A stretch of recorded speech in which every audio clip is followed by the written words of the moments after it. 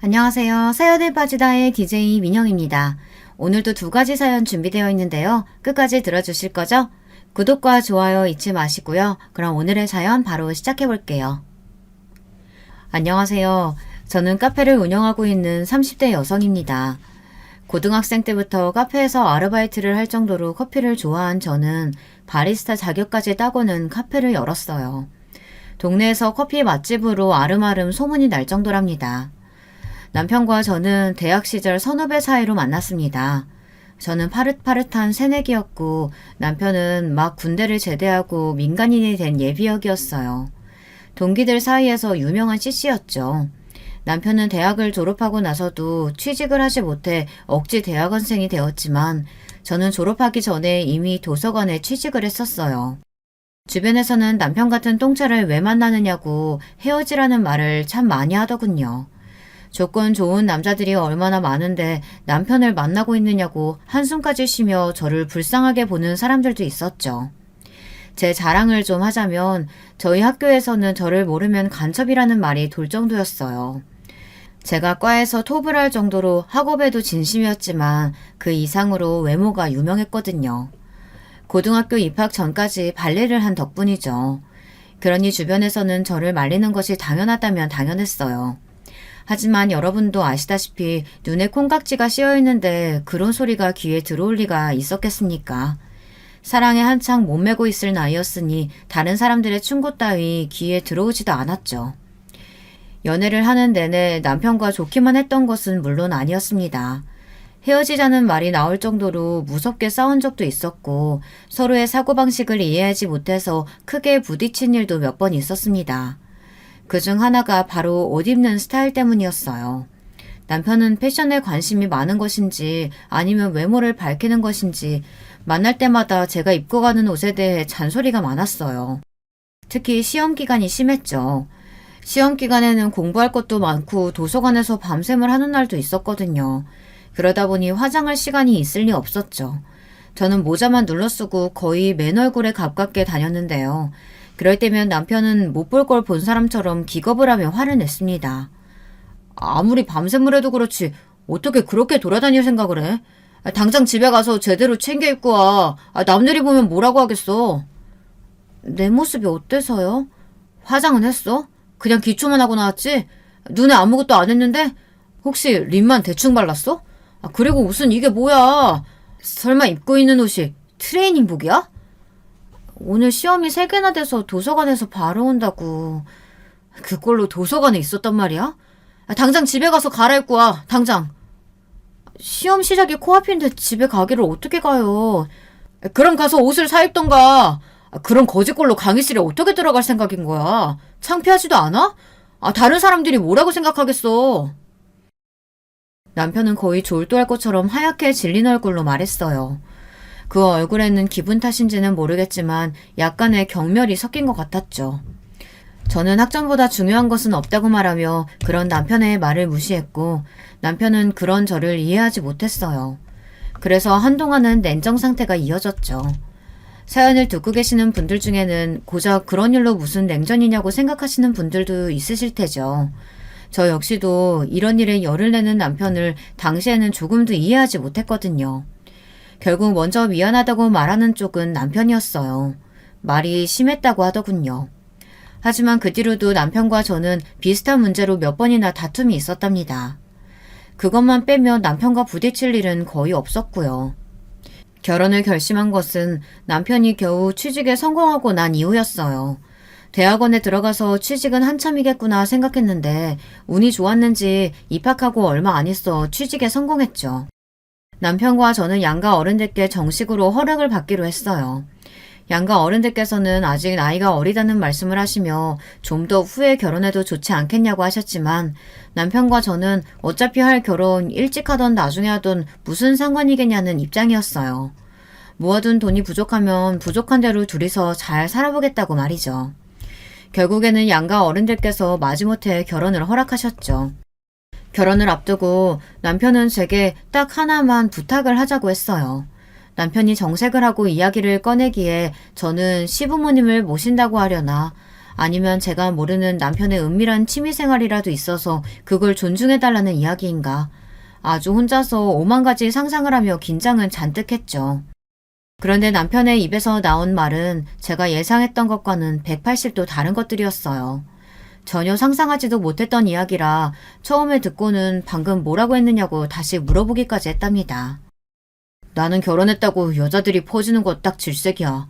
화장도 귀찮다고 맨 얼굴에 다닌다거나 불편하다고 트레이닝복만 챙겨 입는 그런 여자는 되지 말아줘. 지금처럼 예쁜 모습으로 있어달라는 말이야. 그게 무슨 소리예요? 집이잖아요. 집이라면 편하게 있어도 괜찮지 않아요? 그런 생각이 나는 싫다는 말이야. 가족이라고 해서 모든 것을 다 오픈할 필요가 있는 건 아니잖아. 막말로 우리는 법적으로 묶인 것이나 다름없는데 적당한 텐션은 필요하지 않겠어?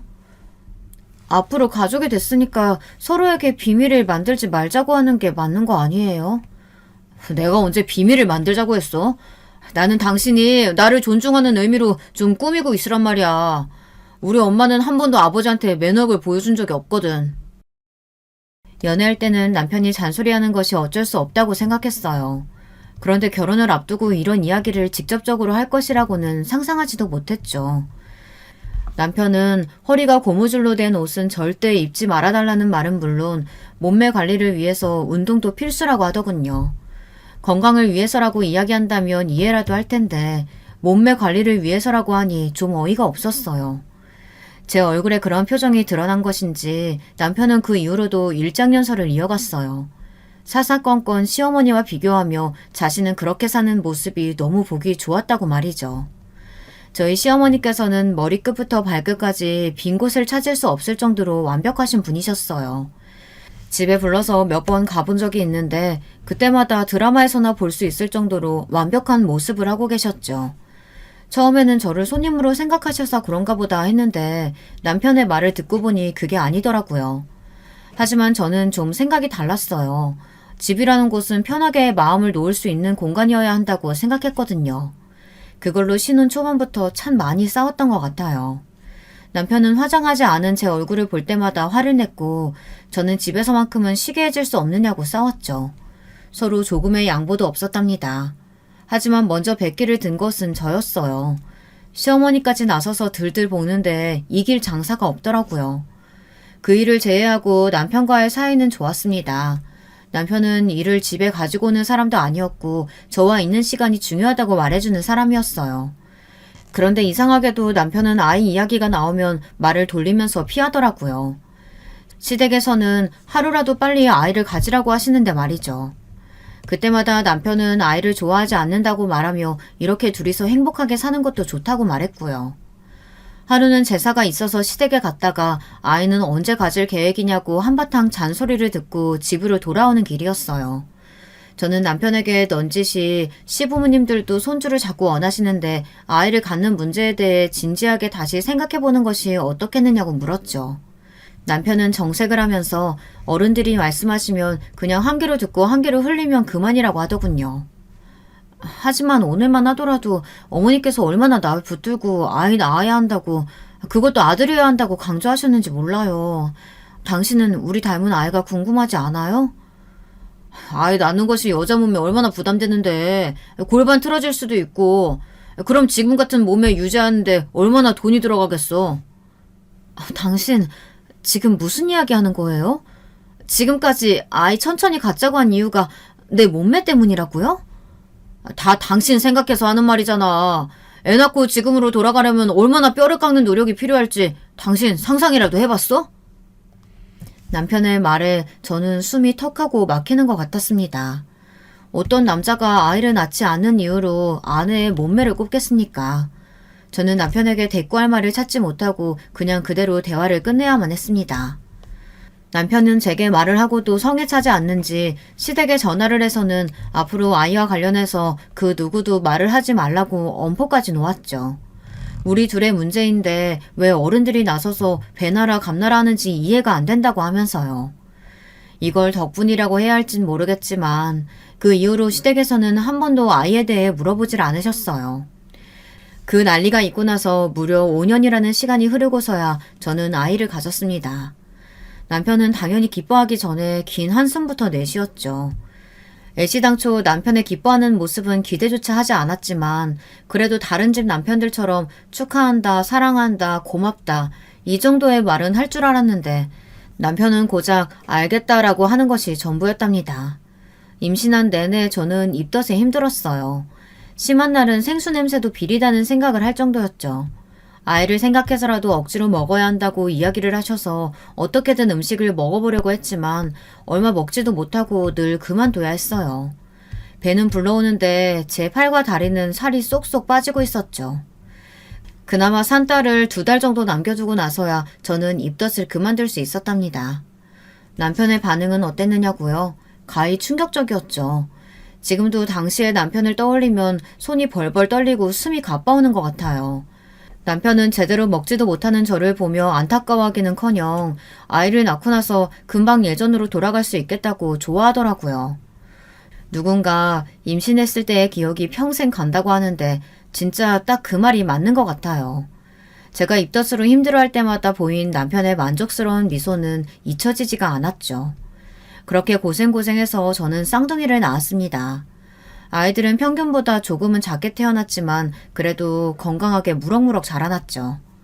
남편은 아이들을 거추장스럽게 느끼는 것 같았어요. 집에 와서 아이를 안아주는 일도 없었죠. 쌍둥이가 배고프다고 울면 마지못해 어정쩡한 자세로 아이를 안고 달래주었어요. 기적이요? 당연히 한 번도 갈아주지 않았죠. 정말이지 아이들 100일까지 저는 잠도 제대로 못 자고 쌍둥이들을 거진 혼자서 키웠답니다.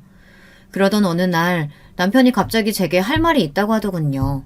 육아에 지친 저는 겨우 아이를 재운 상태라 남편과 이야기할 기운이 없었지만 남편은 무척 중요한 일이라고 하며 저를 끌어안쳤죠.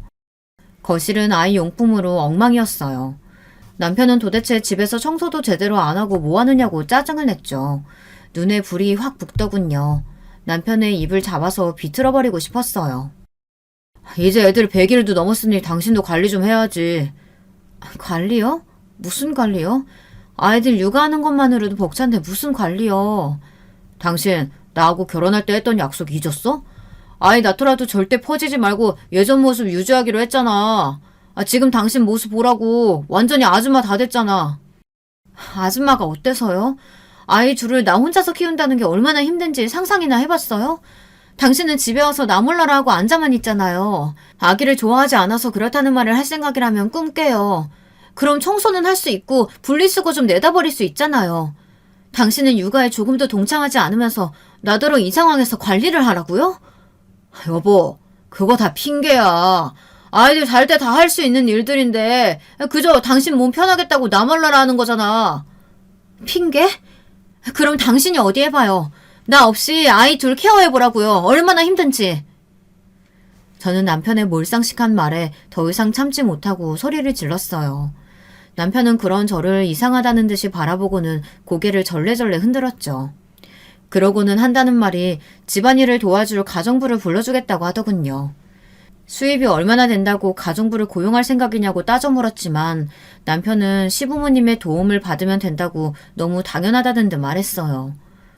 엄마한테 말해서 가정부 고용할 테니까 당신 더 이상 핑계 없는 거다. 알겠지? 당신 이 상황에서까지 가족을 위해서 내가 뭘 하겠다는 건 없군요. 나는 할 만큼 하고 있잖아. 여기서 내가 뭘 더 하라는 거야. 다른 여자들도 다들 그렇게 하면서 애 키워.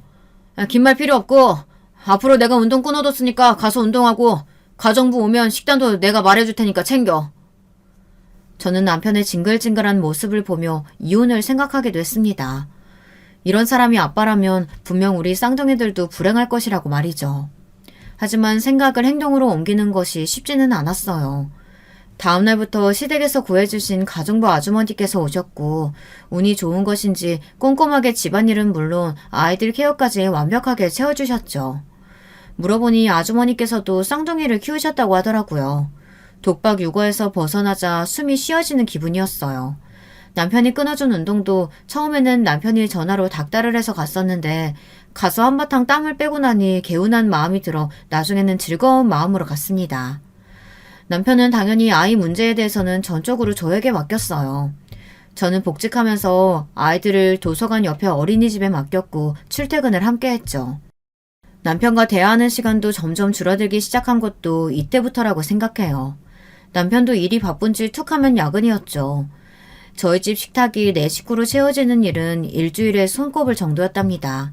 하루는 쌍둥이들을 양옆에 앉혀두고 이유식을 먹이느라 정신이 없는데 남편이 한마디 하더군요. 당신 요즘 운동은 나가는 거야? 아침에 수영 나가는데 왜요? 아니, 수영 말고 필라테스 같은 운동은 어때? 갑자기 필라테스라니 뜬금없이 무슨 소리예요? 라인이 엉망이잖아. 당신 배 나왔다는 사실 알아? 예전에는 안 그랬잖아. 아랫배가 그렇게 나와서는 엉덩이도 예전 같지 않고. 당신 허리 라인이 무너졌다고. 약속이 다르잖아. 그놈의 약속. 당신은 나더러 뭘 얼마나 더 하라고 그러는데. 내가 연예인도 아니고 도대체 당신은 무슨 생각인지 모르겠어요. 연예인이 별거야? 다 노력을 그만큼 하는 거지. 당신도 좀 노력하라고.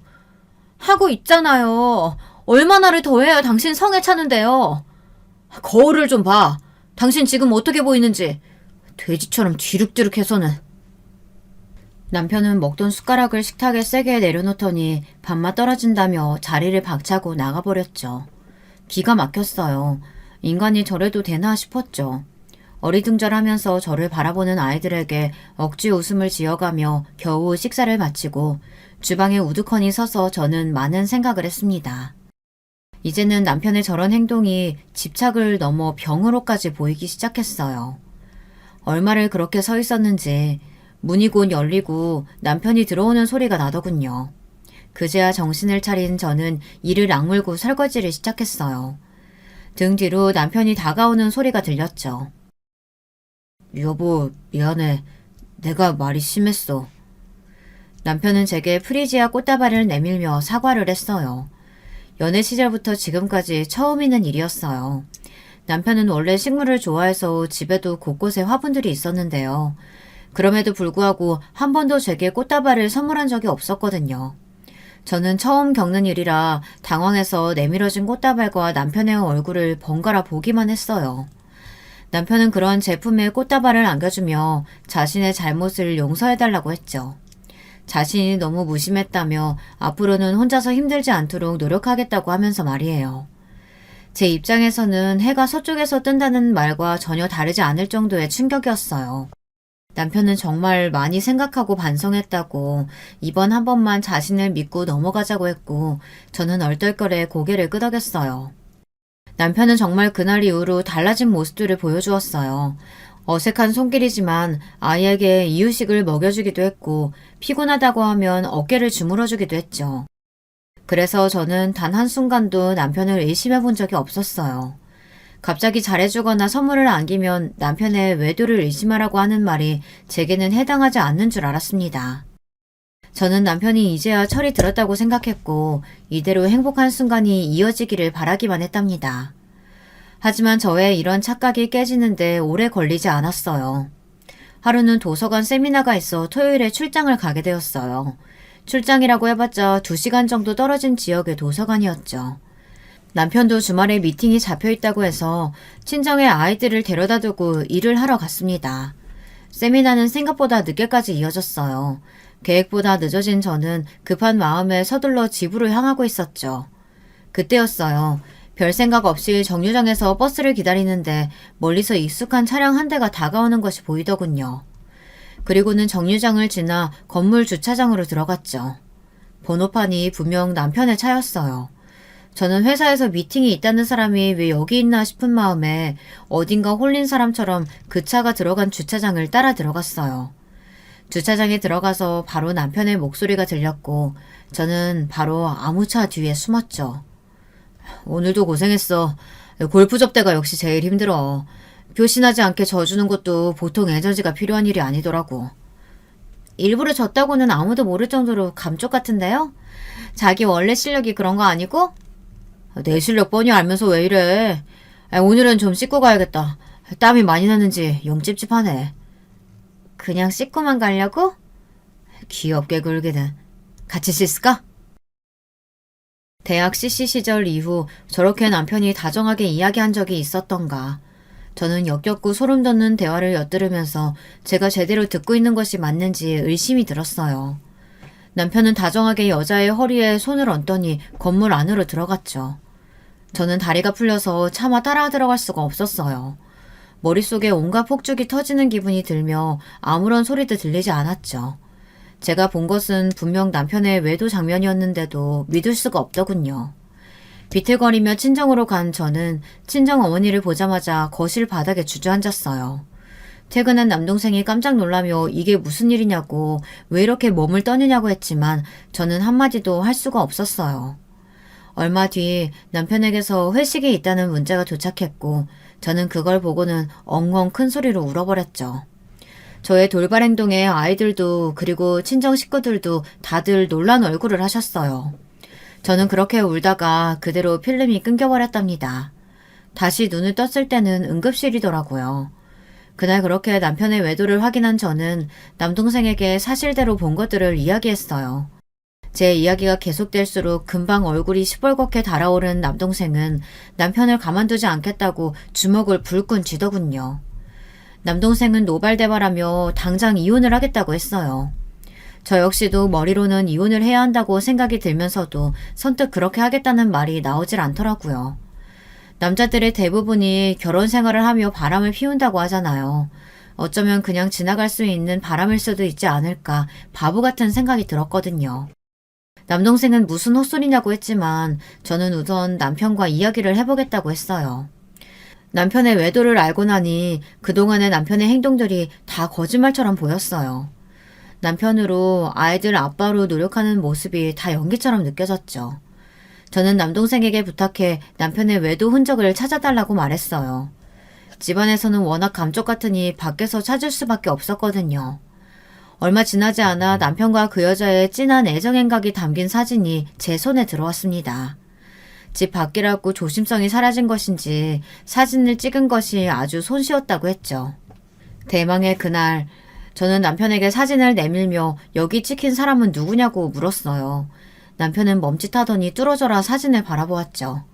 그리고는 바람 빠지는 소리와 함께 몸을 뒤로 한껏 젖히고는 저를 바라보며 어떻게 알았느냐고 묻더군요. 바람 피운 것이 맞기는 하군요. 이 상황에서 당신 어떻게 나한테 이렇게 당당해요? 당신이 알았다고 하니까 말하기 쉬워져서 그렇지. 잘 됐어. 언제 말해야 하나 기회만 보고 있었는데. 뭐라고요? 당신 지금 아이들이나 나한테 미안하다는 생각 전혀 안 들어요? 내가 뭘 미안해야 한다는 소리야? 내가 처음부터 말했지. 결혼하고 나서도 관리하라고. 아이는 필요 없다고. 내 말 무시하고 애 둘이나 낳은 사람은 당신이야. 거기다 퍼지지 말아달라고 그렇게 이야기했는데 눈이 있으면 거울을 좀 보라고. 당신이 어떤 상태인지. 야, 너 말 다 했어? 애는 나 혼자만 드니? 나 혼자 낳았냐고. 지 새끼 나 몰라라 하고 아무것도 안 했으면서 지금 모든 게 다 내 탓이란 말이야? 남편의 변명 같지도 않은 소리에 결국 소리를 지르며 흥분한 것은 제 쪽이었어요. 침착하게 대응하자고 그렇게 다짐했는데 남편의 대꾸에 이성이 날아가는 것 같았죠. 하지만 이어지는 남편의 대답은 상상을 초월할 만큼 더 충격적이었어요. 물론 외도를 했다는 사실만 보면 내 잘못이 맞겠지. 그런데 당신이 날 밖에서 다른 여자 만나게 만들었다니까? 사진을 봐. 당신보다 나이는 한 살 더 많은데 자기 관리가 얼마나 확실한가? 들어갈 때 들어가고 나올 때 나오고 얼마나 완벽해? 남편의 말에 저는 수음이 쉬어지지 않는 것 같았어요. 남편은 너무나도 평안한 모습으로 친권도 다 포기할 테니 이혼하자고 하더군요. 제가 먼저 말해도 시원치 않을 상황에서 남편은 당당하게 말했어요. 남편은 위자료는 줄 수 있지만 양육비는 보내지 않겠다고 말했죠. 자신이 원해서 태어난 아이가 아니니 자신이 양육비를 줄 이유가 없다고 말이에요. 남편은 10년 묵은 채증이 내려갔다는 얼굴로 이야기는 변호사를 통해서 하겠다고 하며 가벼운 발걸음으로 가방을 싸서 나가버렸어요. 그러면서 나머지 짐은 정리해서 보내달라고 하더군요. 남편에게 외도 사실을 추궁하려고 만든 자리였는데 모든 것이 엉망이 되어버렸어요. 저는 그런 남편에게 제대로 된 화도 내지 못하고 끝나고 말았답니다. 남동생이 소개시켜준 변호사는 저의 상황을 듣고는 남편을 향해 온갖 욕설을 다 퍼부었어요. 저는 그런 욕이 있다는 것은 처음 알 정도였죠. 저는 어떻게든 두 사람에게 복수하고 싶다고 말했지만 변호사는 위자료 청구 소송을 하는 것이 가장 좋은 방법이라고 하며 오히려 과한 액션은 제게 불리하다고 하더군요. 제가 할 수 있는 일이 소송이 전부라는 사실에 절망감이 밀려왔어요. 나는 용광로에 떨어진 사람처럼 온몸에 불이 붙어 활활 타고 있는데 바람을 피운 남편과 그 상간녀는 행복하게 제2의 인생을 시작한다는 것이 너무나도 화가 났죠. 저를 잘 알고 있는 남동생은 제발 법의 테두리 안에서 행동해야 한다고 이성적으로 보자고 저를 다독였지만 쉽게 진정이 되지 않았어요. 시댁에서는 남편 편을 들며 위자료를 받고 떨어지라는 식으로 나왔어요. 하지만 돈의 문제가 아니었죠. 저는 어떻게 하면 남편과 상간녀를 제가 있는 지옥으로 끌고 내려올 수 있을까 고민했어요. 남동생이 적극적으로 말렸지만 저는 남편과 상간녀에 대해 알아보기 시작했죠. 상간녀는 미스코리아 출신으로 영어 유치원 선생님이더군요. 우선 저는 남편과 상간녀가 새로 이사한 집을 알아냈어요. 그리고 그 옆집이 빈집이라는 소리를 듣고 바로 계약을 하러 갔죠. 하지만 간발의 차이로 다른 사람이 그 집을 샀다고 하더군요. 저는 급한 마음에 집을 샀다는 사람과 연락해달라고 부탁했어요. 부동산에서는 곤란하다는 입장이라 어쩔 수 없이 발품을 팔아야 했죠. 겨우 만난 그 사람은 제 또래의 남자였어요. 저는 제발 그 집을 제게 되팔 생각은 없느냐고 물었죠. 꼭 그 집이어야만 한다고 하며 원한다면 시세보다 더 쳐줄 수도 있다고 했어요. 하지만 남자는 자신 역시 그 집이 아니면 안 된다고 거절하더군요. 제가 무척 간절한 상황이라고 말하자 머뭇거리던 남자는 자신의 목적을 이루고 나면 집을 팔 테니 그때까지 기다릴 수 있겠느냐고 했죠. 그 기간이 얼마나 될지는 모른다고 하면서요. 그 말을 듣는데 뭔가 이상하다는 느낌이 왔어요. 저는 솔직하게 제 상황을 오픈하고 그 집이 필요한 이유에 대해 말했습니다. 제 이야기를 다 들은 남자는 헛웃음을 지으며 얼굴을 감싸주었어요. 한참을 그렇게 있었을까요? 남자가 믿을 수 없는 이야기를 하더라고요. 억지로 꾸며낸 이야기가 아닌가 싶을 정도의 이야기였죠. 그쪽이 말하는 미스코리아 출신의 영어 유치원 선생님, 그 여자가 제 약혼녀였거든요. 2년 전에 제게 사기치고 사라지기 전까지만 하더라도 말이죠. 그게 무슨... 그럼 그 여자가 사기꾼이라는 말이에요? 남자가 말하는 사실은 무서울 정도로 충격적이었어요. 그 여자는 직업을 바꿔가며 남자를 찾아다니는 꽃뱀이었어요. 남자에게 돈을 뽑아낼 만큼 뽑아내면 버리고 다른 남자를 찾아가는 그런 기생충 같은 여자였죠. 그 사실을 듣는데 뭔가 기분이 묘하더라고요. 나와 아이를 버리고 찾은 여자가 겨우 꽃뱀이라니. 아마 남편은 그런 것은 상상도 못하고 있는 것 같아 기분이 좋아질 정도였습니다. 남자는 2년이란 시간 동안 상간녀를 찾아다녔다고 말하면서 이제야 복수를 해줄 수 있게 되었다고 말하며 웃었죠. 저는 그런 남자의 상황을 너무나도 공감하며 저 역시 같은 상황이라고 말했어요. 그리고 저는 다른 사람들이 알면 미쳤다고 말할 거래를 제안했죠. 바로 저의 재혼 상대가 되어달라고 말이에요. 제 제안에 남자는 눈이 커지며 저를 바라보더군요. 그리고 이내 제가 어떤 의도로 무슨 목적으로 그런 말을 하는지 눈치를 챘어요. 남자는 그런 제 상황에 공감하면서도 쉽게 결단을 내리지는 못하더군요. 하긴 결혼도 하지 않은 총각이 갑자기 호적에 아내가 생기게 되었는데 선뜻 그렇게 하겠다는 사람이 어디 있겠습니까? 저는 금방 농담이라고 말하고는 자리에서 일어나려고 하는데 남자가 그렇게 하자고 하더군요. 저 여자 때문에 나는 전부를 잃었어요. 안 그래도 몸 약한 어머니는 충격을 받아 쓰러지셨다가 더 이상 일어나지 못하셨죠. 내 주변 사람들에게까지 마술을 뻗은 저 여자 때문에 다니던 회사도 그만뒀고 빚쟁이들에게 쫓겨 살아야만 했어요. 그런 시간들에 비하면 결혼이야 아무것도 아니죠. 남자의 사연을 들은 저는 그냥 없었던 일로 하자고 했지만 이번에는 남자 쪽에서 더 적극적으로 나오더군요. 그 여자에게 고통을 줄 수만 있다면 뭐든 다 하겠다고 말이죠. 결국 저희는 전략적 결혼에 합의하면서 호적은 손대지 않기로 했어요. 남자를 저희 가족에게 소개시키자 다들 제가 미쳤다고 생각했어요. 이혼한 지 얼마 되지도 않았는데 갑자기 결혼을 하겠다고 했으니 당연히 저를 믿지 못하셨죠. 하지만 남자는 원래 천성이 그런지 아니면 복수를 위해 이를 갈았기 때문인지 모르지만 금방 저희 가족들 마음을 사로잡았어요. 그뿐만이 아니었죠. 쌍둥이들에게 얼마나 잘하는지 급기야 아이들 입에서 아빠 소리까지 나오게 하더군요. 남자는 이렇게 예쁜 아이들을 낳고 행복하게 살고 싶었다고 말하며 씁쓸하게 웃는데 저도 이 남자도 참 운이 더럽게 없었구나 싶었습니다. 저희의 복수는 남편과 상간녀가 살고 있는 옆집으로 이사가면서 시작되었어요. 저는 변호사를 통해 상간녀에게 위자료 청구 소송을 준비하고 있었죠. 옆집으로 이사를 한 뒤 남편이나 상간녀를 직접 만나는 기회는 잘 없었어요. 저희가 일부러 피하기도 했지만 두 사람 역시 주말에 집에 잘 없더라고요. 이사한 지 보름 만에 남편과 상간녀가 집에 있다는 것을 확인한 저는 옆집에서 인사 왔다고 하며 떡을 가지고 방문했죠. 문이 열리고 저를 본 남편과 상간녀의 표정을 사진으로 담아두고 싶을 만큼 괴상한 얼굴을 하고 있었어요. 남편은 더듬거리며 여기는 어떻게 왔느냐고 소리를 질렀고 상간녀는 스토커냐며 신고를 하겠다고 했죠. 제 앞에서 이혼 이야기를 하며 당당하던 그 사람은 어디 가고 공포에 질린 모습이란 웃음이 저절로 나왔습니다. 저는 어깨를 으쓱하며 전혀 몰랐다는 말투로 대답했어요. 당신이 여기 살고 있는지는 나도 몰랐네. 우리 그이가 여기에 신혼살림 시작하자고 해서 그냥 따라왔거든. 당신이 있는 줄 알았으면 안 오는 건데. 그이?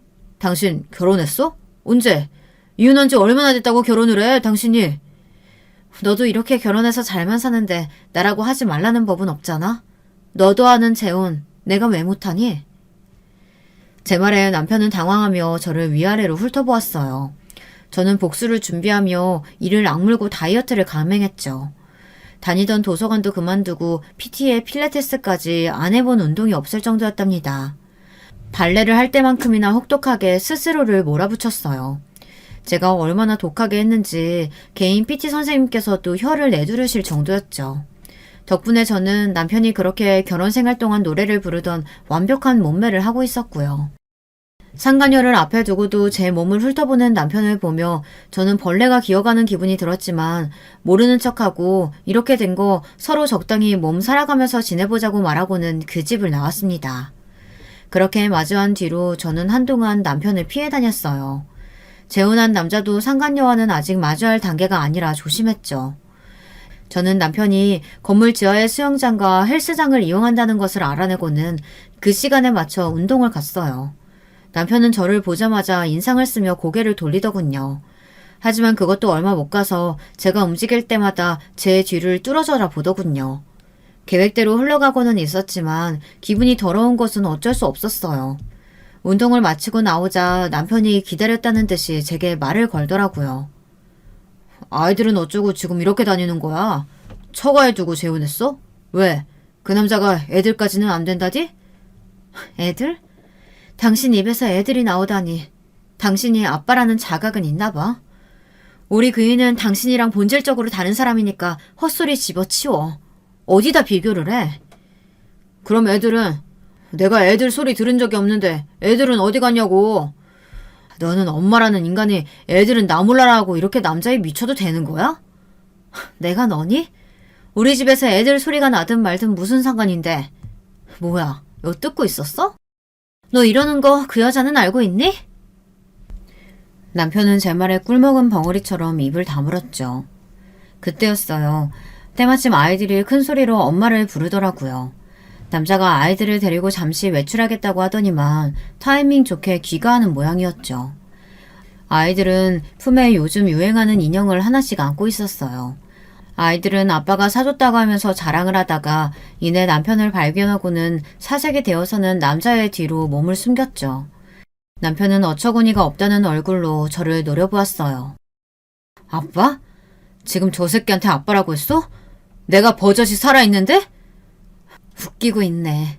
양육권이고 친권이고 다 내팽개치면서 아이 원한 적 없으니 양육비는 죽어도 줄 수 없다고 한 인간이 누군데. 말 나온 김에 얘기 좀 하자. 판사님이 매달 100만 원씩 아이들 양육비 보내라고 한 거 너 왜 안 보내니? 그 얘기가 왜 나와 여기서. 말 돌리지 마. 왜 애들이 저 새끼한테 아빠라고 부르냐니까. 그건 우리 공주님들 마음이죠. 그렇게 부러우시면 잘 좀 하지 그러셨어요. 여보, 왜 여기 이러고 있어. 머리는 돌 말려서는. 감기 들겠어. 들어가자. 애들이 엄마한테 자랑해야 한다고 포장도 안 뜯었거든. 저는 남자의 무르르듯 자연스러운 모습에 속으로 혀를 내두르며 남자를 따라 몸을 돌렸어요. 아이들을 양팔에 하나씩 안고 저를 보며 웃는 남자를 남편이 노려보는 것이 고스란히 느껴졌죠.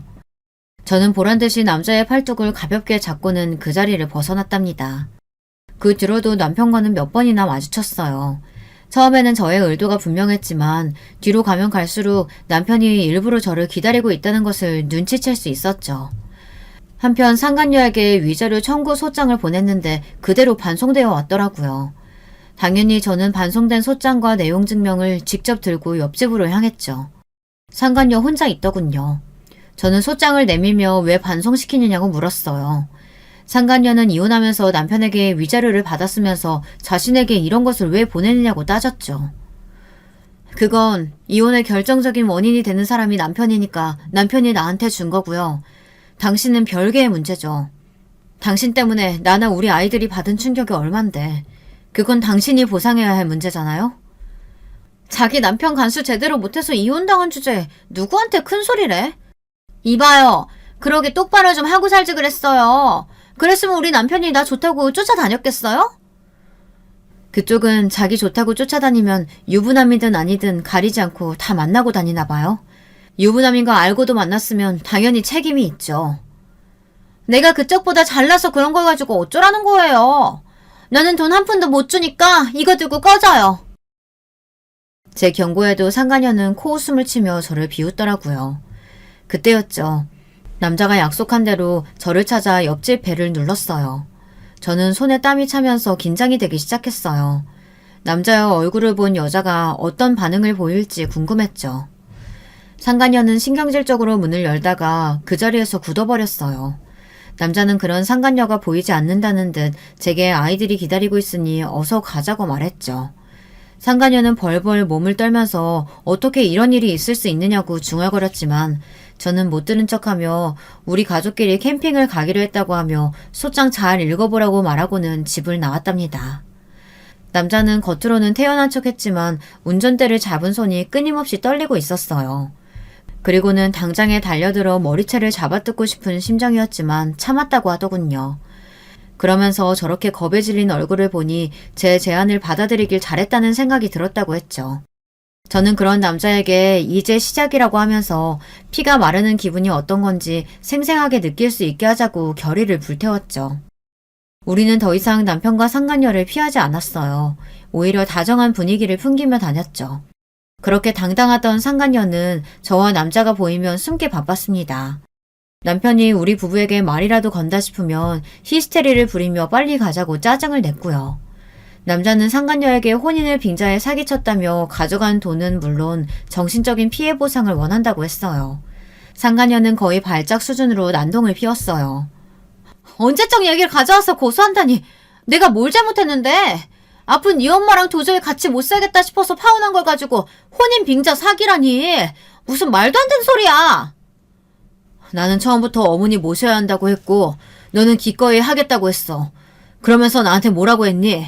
같이 옷가게 운영해보자고 하면서 가게 알아보고 거래처 뚫고 별짓을 다 했지. 그런데 그 행동 중에 진짜가 하나라도 있었니? 다른 사람이 가게 준비하면서 인테리어 하는 곳을 마치 우리 가게인 양 나한테 보여줬지. 거래처라는 사람들도 하나같이 다 없는 사람들이었고 이렇게 나한테 사기쳤으면서 한다는 말이 파혼했을 뿐이라고? 상간녀는 조목조목 따져드는 남자 앞에서 말 한마디도 하지 못했어요. 남자는 그때 가져간 1억 5천만 원 돌려주지 않으면 사기죄로 신고하겠다고 했죠. 상간녀는 아레니스를 깨물며 그 돈이면 남편에게 아무 말 하지 않겠다고 약속할 수 있느냐고 물었고 남자와 저는 웃기만 할 뿐 대답을 피했답니다. 저희의 이런 반응을 긍정으로 받아들였는지 일주일도 되지 않아 상간녀는 돈을 가져와서는 남자에게 모든 것이 정리되었으니 자신이나 남편을 건들지 말라고 하더군요.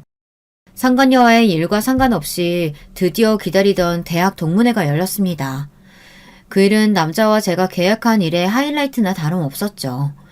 호텔에서 열리는 동문회에 저는 그동안 살면서 가장 화려하게 꾸미고 나갔어요.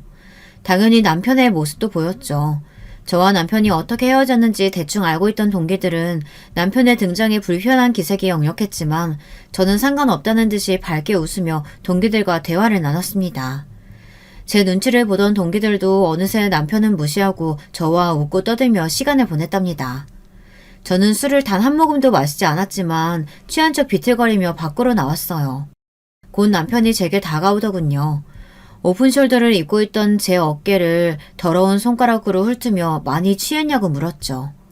저는 술에 취한 척 비틀거리며 남편의 손길을 피하고는 할 말이 있느냐고 물었어요. 너 오늘 진짜 예쁘구나. 대학 시절 우리과 킹카로 꼽혔을 때보다 지금이 더 예쁜 것 같아. 미스코리아 나갈 정도의 미모의 와이프를 두고 할 말은 아니지. 미스코리아가 대수야. 당신이 지금 내가 반했던 그때 그 모습 그대로야. 남편이 끈적거리는 말투로 다가오는데 정말이지 먹은 것도 없는데 속에 있는 것을 다 개어내고 싶을 정도로 역겨웠지만 저는 비틀거리며 이만 집에 가야겠다고 말했어요. 남편은 너무 취했다고 하며 잠깐 쉬었다 가는 것이 어떻겠느냐고 하며 룸으로 가자고 하더군요. 처음부터 그럴 계획이었겠죠. 저는 거절하며 남편을 밀쳤지만 더 가까이 다가오면서 잠깐 술만 깨자고 하더라고요. 당신 와이프가 알면 어쩌려고 이러는 거야. 됐어. 택시 타고 가면 되니까 이거 놔. 이렇게 취해서 택시는 위험하지. 잠깐 룸에서 술 깨면 내가 데려다 줄게. 어차피 방향이 같잖아. 그리고 와이프가 알면 좀 어때? 그 여자 머리 나빠서 내가 하는 말은 다 믿으니까 괜찮아. 진짜 골빈 여자랑 산다는 게 정말 피곤하더라. 당신이랑 비교하니까. 아휴. 자기 와이프 욕을 서슴없이 하는 남편을 보며 진짜 상간녀도 불쌍한 인간이다 싶더라고요. 저는 비틀거리는 척하며 온 힘을 다해 신고 있던 힐로 남편의 발등을 찍었어요. 숨을 삼키며 소리도 못 지르는 남편을 보고 있자니 기분이 좋다 못해 날아갈 것 같았죠. 저는 1층 로비로 내려가는 동안 무려 5번이나 남편의 발등을 밟았습니다. 아마 발등에 금이 가지 않을까 싶을 정도로 말이죠. 로비로 내려오니 약속한 대로 저를 기다리고 있던 남자가 성큼성큼 다가와서는 저를 부축했어요. 남편은 닥쳤던 개처럼 멍하게 당할 수밖에 없었고요. 남자는 저를 챙겨준 것은 고맙지만 헤어진 사이에 불필요하게 가깝게 지내지는 말았으면 한다고 하곤 저를 데리고 호텔을 빠져나왔답니다. 차에 도착한 저는 숨겨둔 녹음기를 꺼내고는 한참을 웃었어요. 좀 더 세게 발을 밟아줄 걸 그랬나 하면서 말이죠. 녹음된 내용을 들은 남자는 상간녀에게 보내면 되겠다고 하며 같이 웃었죠. 다음날 저는 약간 손을 본 녹음 파일이 담긴 USB를 상간녀에게 보냈어요. 바로 반응이 오더군요. 상간녀는 건물이 떠나가라 소리를 지르며 그동안 자신을 그렇게 생각해왔냐고 난리도 아니었죠. 남편은 저와의 대화가 고스란히 담긴 녹음 파일 때문에 이도저도 하지 못하고 있었죠. 상간녀는 위자료 각오하라고 하며 당장이라도 이혼할 것처럼 굴었습니다. 저와 남자는 이때를 놓치지 않고 이번에는 남편에게 내용 증명을 보냈어요. 상간녀가 남자의 돈을 갚기는 했지만 그건 어디까지나 원금이었잖아요. 위자료도 같이 청구했는데 위자료는 쏙 빼고 사귄 친 돈만 갚았으니 남은 돈도 당연히 받아낼 생각이었죠. 물론 수신자는 상간녀였지만 우리의 목적은 남편이 상간녀의 과거를 아는 것이었거든요. 상간녀와 남편의 입장이 단숨에 역전되었죠. 남편은 꽃뱀이라고 상간녀를 몰아갔고 상간녀는 누가 누구에게 손가락질이냐며 맞서 싸우기 시작했어요. 두 사람이 어찌나 큰 소리로 싸우는지 건물에서는 상간녀와 남편에 대해 모르는 사람이 없었답니다. 남자는 이쯤에서 이사를 가는 것이 좋겠다고 했어요. 더 가까이에서 구경하고 싶은 마음은 굴뚝 같았지만 여기 더 있다가는 우리가 오히려 꼬투리를 잡힐 수도 있었거든요. 이사를 가면서 저와 남자는 처음 이야기한 대로 각자의 길을 가자고 이야기했죠. 남자는 돌아가신 어머니께서 사셨던 집을 수리해 농사를 짓고 살겠다고 말했어요. 저는 친정으로 돌아가는 대신 작은 아파트를 얻었고요. 제 복수는 여기가 끝이 아니었거든요. 저는 상간녀가 일하는 직장으로 찾아가 위자료 소장을 내밀었어요. 남편과 사이가 틀어지면서 스트레스를 많이 받았는지 얼굴이 홀쭉해졌더라고요. 저를 본 상간녀는 이 모든 것이 저와 남자의 계획이었냐고 물었어요. 저는 무슨 이야기를 하는지 전혀 모르겠다는 얼굴로 바라보았죠. 다 꾸민 일이지? 피 말려 죽일 생각으로 말이야. 내가 가만히 있을 것 같아? 당장 싹 다 깜빵에 쳐넣을 거야. 알겠어? 해봐. 내가 뭘 잘못했는데? 재혼이 문제야? 아니면 동문회에 나간 거? 너한테 위자료 청구한 게 잘못인가?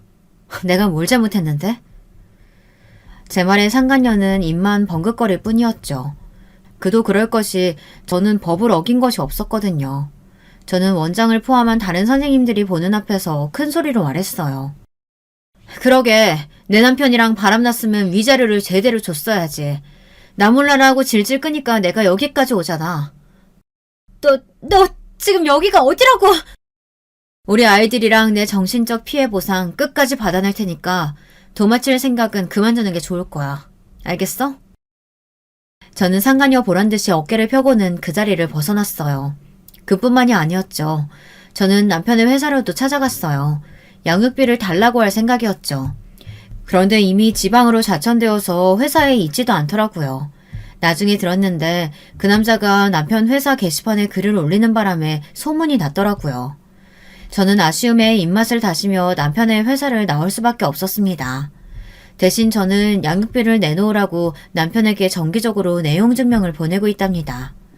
저의 복수는 그것으로 정리되었습니다.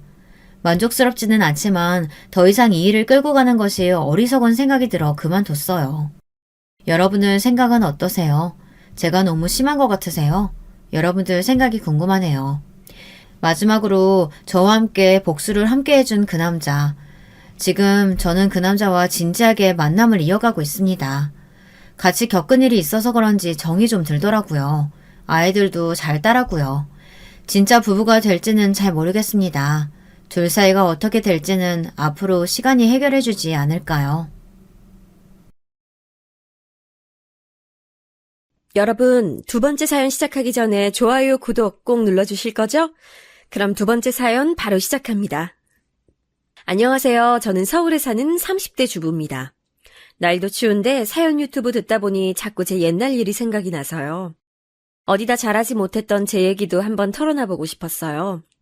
제가 결혼하기 전 일이에요. 전 처녀적에 좀 빨리 결혼하고 싶어하는 쪽이었어요. 어려서부터 계속 좋은 남자, 멋있는 남자 만나서 다정하고 따뜻한 가정을 꾸리고 싶은 마음이 있었거든요. 저희 집도 스펙이 나름 괜찮은 편이었고 저도 나름 괜찮은 미대 졸업하고서 그림 활동을 하고 있었어요. 물론 그때 당시에 작가로 어디에 이름을 내걸 만큼 엄청나게 뛰어난 화가는 아니었지만요. 전 저희 엄마 아빠가 워낙 다정하게 잘 사셨기 때문에 저도 그렇게 살고 싶은 마음이 있었어요. 그래서 엄마나 아빠가 여기저기 선자리도 많이 알아봐 주셨어요. 사실 제가 그렇게 인맥이 넓은 편은 아니고 친한 친구들만 깊이 친한 타입이라서 사람을 폭넓게 사귀진 못했거든요. 그래서 남자친구를 많이 사귀진 못했고 대신 졸업 후에 부모님의 인맥으로 여기저기서 소개를 받아서 만나보곤 했어요. 그런데 소개받아서 만나는 사람 중에 저랑 딱 맞는 사람이 있을 확률이 뭐 얼마나 있겠어요? 꽤 많이 만나봤지만 실패도 많이 했어요. 그래서 20대 중반쯤에는 좀 초조해져 있었죠.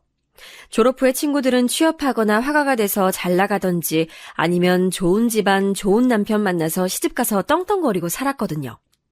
미대 출신이라 대학 친구들이 거의 다 무척 예뻤고 그래서인지 더 그런 경향이 심했어요. 미영아, 너 아직 소식 없어? 무슨 소식이야, 소식은. 아니, 너 정도 예쁜 애를 왜 남자들이 다 그냥 두지? 진짜 이상하다. 몰라. 지난번에 소개팅한 남자는 자기네 집이랑 우리 집이랑 격이 안 맞는데 재수없어. 뭐래? 대놓고 그런 소리를 한단 말이야? 근데 사실은 우리 집이 좀 애매해서 더 그런 놈들이 나타나는 것 같기도 해. 겉으로 보기엔 그럴싸해 보이는데 사실 알고 보면 그렇게 막 잘 나가진 않으니까. 사실 저희 집은 아빠가 사업을 하시고 엄마가 겉으로나마 교수 타이틀을 가지고 계셨어요. 오빠는 정신과 의사였는데 당시엔 해외 의과대학에 나가서 임시연구원으로 일하고 있었고요. 근데 아빠의 사업은 그냥저냥 중소기업 정도였고 엄마는 지방에 좀 이름 없는 대학 교수 대우 같은 거라서 이름만큼 스펙이 좋지는 않았었죠. 재산도 평균보다야 많았지만 그렇다고 아주 부자라고 하기도 좀 애매했고요. 그래서인지 겉으로만 대충 보고 선부러운 사람들이 나중에 실망하는 경우도 종종 있었어요. 그러던 중에 어느 날 엄마가 저한테 그러시더라고요. 얘 미영아, 이번에 엄마 친구 순자 아줌마 있지? 순자 아줌마가 너 소개해줄 남자 있다고 선 한번 봐보라더라? 순자 아주머니? 그 아주머니면 되게 잘 사시는 분이잖아. 그래, 그래서 믿을 만한 것 같아서 너한테 말하는 거야. 순자도 한 다리 건너 아는 사람이라고 하긴 하던데 그래도 그 남자가 변호사고 집안도 좋다더라. 와, 진짜? 아니, 근데 스펙만 좋으면 안 되는데. 성격도 좋고 다정한 사람이어야 되는데. 아유, 얘, 그거야 만나봐야 아는 거지. 그러다가 막 외모 엄청 깨는 거 아니야? 그렇게 스펙 좋은 사람이 왜 자기가 안 만나고. 그거야 우리가 어찌 알겠니. 한번 만나보기나 해봐. 그래서 저는 선자리를 나가게 됐어요. 사실 선자리도 꽤나 여러 번 봐왔고 이런 식으로 남자를 만나는 것도 많이 해봐서 그리 떨리진 않았죠. 만나기 전에는 뭐 남자가 이렇게 좋다, 집안도 좋다 하는 말도 무척 많이 들었는데 나중에 가서 실망하는 경우도 많았으니까요. 전 그래서 별다른 기대를 하지 않고 가서 앉아 있었어요. 그런데 나타난 남자는 생각보다 너무 괜찮았어요. 겉모습도 키가 제법 큰데다 피부도 하얗고 안경 쓴 모습이 상당히 훈남이더라고요. 게다가 말할 때도 굉장히 예의 바른 편이었고 이야기를 나누다 보니 무척 스마트한 사람이기도 했어요. 미영 씨는 다정한 사람을 좋아한다고 들었어요. 네? 네. 제가 이상형이 다정하고 온화한 사람이어서요. 전 어때 보이세요? 네? 처음이라 잘 모르긴 하겠지만 배려심 깊은 분이신 것 같아요. 남자는 제 대답이 좋다는 듯 웃더라고요. 전 가슴이 두근거렸고 만남이 끝난 후 애프터가 들어왔을 때 당연히 승낙했어요. 그리고 만남을 지속했죠. 거의 석 달 이상 만났을 때 우리는 어느새 사귀고 있었어요. 정식으로 남자친구가 사귀자고 한 적은 없었지만 그 정도야 당연하다는 듯이 패스하고 자연스럽게 사귀는 사이가 된 거였죠. 남자친구는 큰 로펌에 다니는 변호사였고 그래서 엄청나게 바쁠 때도 많아서 제가 로펌 앞에까지 가서 만나는 경우도 많았어요. 하지만 그게 나쁘다거나 하진 않더라고요. 워낙 스펙도 좋은 사람이고 정장 갖춰 입고 나와서 기쁘게 저를 맞이하는 남자친구의 팔짱 끼고 거리를 걷는 것 자체가 무척 즐거운 일이었거든요. 엄마는 제가 선에서 만난 남자와 사귀기 시작하자 엄청나게 관심을 가지고 이것저것 물으시더라고요. 어때? 그 남자. 네 남자친구지 이제? 어떤 것 같아? 순자도 궁금해하더라. 어떻게 진행되고 있는지. 뭐 그런 걸 가지고 궁금해하시고 그래. 엄마 친구분들끼리 우리 얘기 막 수다 떨고 그러는 거 아니지? 말은 좀 나오지 뭐. 친구 중에 하나가 소개해줬는데 그럼 그걸 어떡하니? 어차피 이 얘기 나올 수밖에 없지. 그래서 그 남자 어떤데? 다정해. 그리고 변호사라서 나한테 돈도 잘 쓰고 말하는 거 들어보면 아주 단정한 사람이야. 나중에 혹시 결혼하면 내가 너무 게으르고 해퍼서 문제되는 거 아닐까 싶을 정도로 그래. 얘는 남편이 좀 딱 부러지는 스타일이면 마누라는 부드러워도 괜찮아. 둘 다 딱 부러지면 그게 오히려 문제되기도 한다 너. 그런가? 그래. 너랑 너 남자친구랑 참 잘 맞나 보다. 결혼해도 잘 살겠네. 엄마가 너무 신나서 말씀을 하셔서 저는 좀 어이가 없어서 피식 웃었어요. 기르는 강아지를 품에 안고서 엄마한테 타박을 하듯이 말했었죠. 사귄 지 석 달밖에 안 됐는데 무슨 결혼이야, 엄마. 너무 앞서가지 마. 무슨 소리야. 지금 순자가 니네 결혼 언제 하냐고 하던데. 순자 아주머니가? 저는 조금 놀라서 엄마를 봤어요. 아니 사귄 지 석 달인데 벌써 중매해준 분이 결혼을 물어보시다니 좀 이른 것 같았거든요. 그래. 왜 네 남자친구 순자가 한 다리 건너 아는 사람이라고 했잖아. 고향에서 순자가 건너 아는 사람이었는데 그 사람이 네 남자친구 집안을 잘 아는데 그 집안에서 빨리 결혼하라고 그렇게 성화래. 남자는 빨리 결혼해야 안정되는 거라고. 아, 그렇구나. 하긴 부모님들이 결혼하라 말씀하신다고 지난번에 스치듯이 얘기하긴 했어. 아이고 얘 그게 네 남친이 의종 떠본 거겠지. 대놓고 말하기엔 아직 너무 이르니까 말이야. 그런가? 저는 고개를 갸우뚱했어요. 사실 아직 사귄 지 얼마 되지도 않아서 결혼할 시기인가 싶긴 했지만 남자친구는 정말 마음에 들었고 좋았거든요. 제 인생에 이보다 더 좋은 남자를 만날 수 있을까 싶은 느낌이 들긴 했죠. 저는 그 주에 남자친구를 만났어요. 제가 카페에 가서 앉아있는데 밖에서 남자친구가 오는 모습을 보니 정말 너무 근사하더라고요. 전 그 순간 이 사람과 결혼해야겠다는 마음이 굳어졌어요. 남자친구는 마치 저하고 텔레파시라도 통한 것처럼 그날 저한테 결혼하자는 말을 꺼내서 그날 바로 결혼하기로 결정됐어요. 결혼하기로 결정하고선 바로 상견례와 웨딩홀 예약 등 필요한 절차들을 진행하기로 했죠. 남자친구는 정말 일을 잘하고 일처리도 빠른 사람이라서 제가 뭐 손을 댈 게 없었어요. 참, 오빠는 섬세하기도 하고, 어떻게 하다가 여태 결혼을 못한 거예요? 남자친구는 저보다 4살 위였어요. 딱 30이 되는 나이였는데 그때까지 이런 사람이 결혼을 하지 않고 있다가 중매로 저한테 온 게 이상할 지경이었죠. 글쎄, 여태 사귄 여자친구들이 그렇게 좋은 사람이 아니었거든. 다들 내가 마음에 들지 않기도 하고. 나도 그 사람들하고 사이가 좋아지질 않았고 그래서였던 것 같아.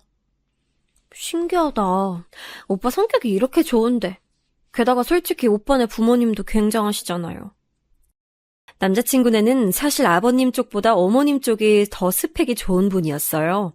어머님은 의사셨는데 어느 병원 부원장으로 재직 중이시더라고요.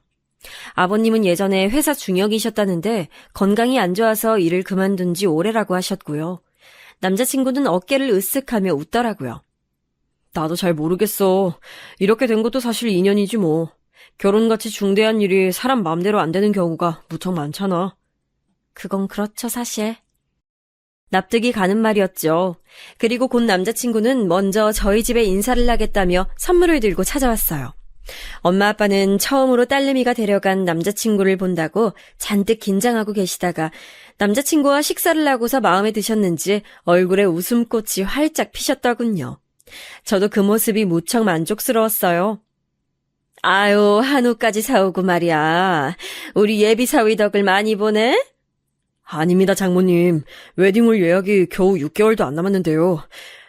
미리 찾아뵀어야 했는데 제가 일이 너무 바쁜 바람에 죄송합니다. 안 그래도 돼. 어쩜 이렇게 순자가 좋은 청년을 소개해줬을까? 남자친구는 부모님과 능숙하게 대화하면서 웃었어요.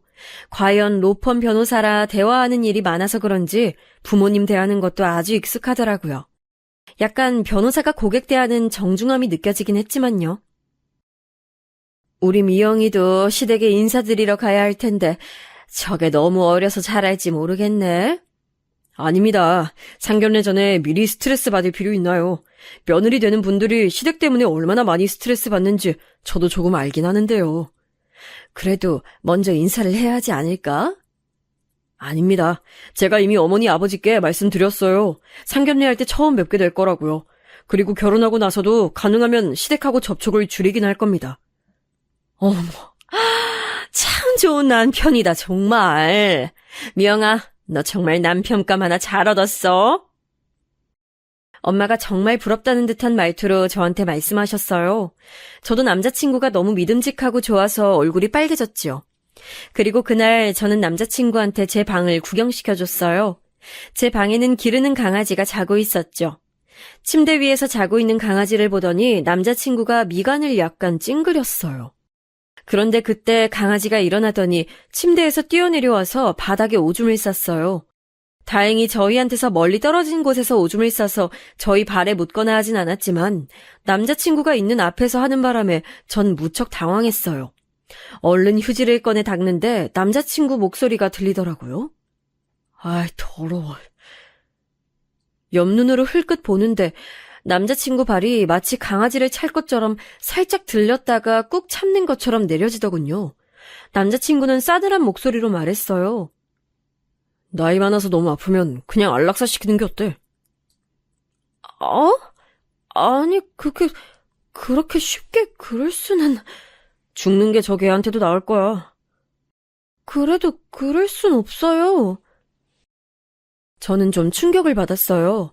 평소 무척 다정하고 온화하던 남자친구 목소리가 아니었거든요. 나 걔를 싫어하는데 결혼할 때 데리고 올 거 아니지? 그건 아니에요. 엄마 아빠가 무척 예뻐하셔서.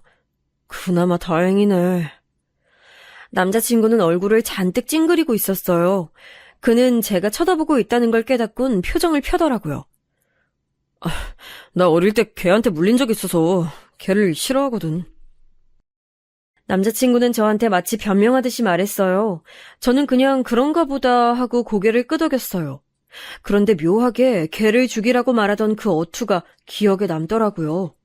별것 아니라면 별것 아닐 수 있는 일이었는데 말이죠.